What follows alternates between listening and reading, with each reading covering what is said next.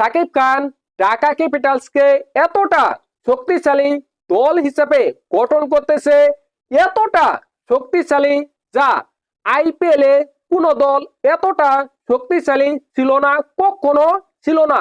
এতটা শক্তিশালী দল হবে এবার ঢাকা ক্যাপিটালস।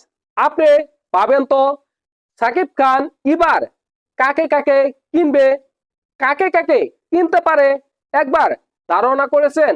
দেশি প্লেয়ারদের মধ্যে সাকিব খান কিনে ফেলেছে তাসকিন আহমেদ, লিটন কুমার দাস, তানজিদ হাসান তামিম, তাছাড়া সাব্বির রহমান, সাইফ হাসান, এদের মতো ভয়ঙ্কর ভয়ঙ্কর প্লেয়ার সাকিব খান কিনে ফেলেছে।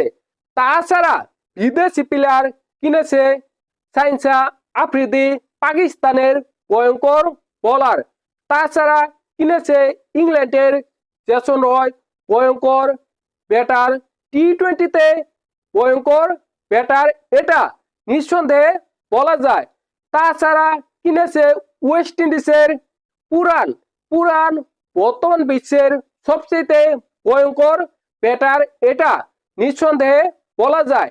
এখন বলেন তো ঢাকার এই দলটা আইপিএল এর যে কোনো দলের চাইতে শক্তিশালী নয়? অবশ্যই শক্তিশালী। ঢাকা ক্যাপিটালস এতটা শক্তিশালী দল গঠন করতেছে, অন্য কোন দল ঢাকার সাথে পারবে না।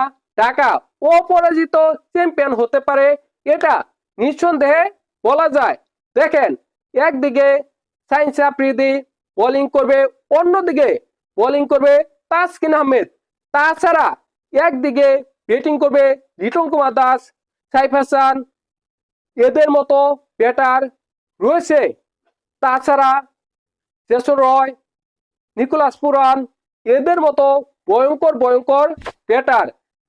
এই ঢাকা ক্যাপিটালস যেভাবে প্লেয়ার কিনতেছে, যেভাবে দল গঠন করতেছে, এই ঢাকাকে হারানো অসম্ভব। এই ঢাকা এবারে বিপিএল এ চ্যাম্পিয়ন হবে, এটা বলা যায়। অপরাজিত চ্যাম্পিয়নও হতে পারে। আপনাদের কি মনে হয় অবশ্যই কমেন্ট করে জানাবেন আপনাদের মূল্যবান মতামত।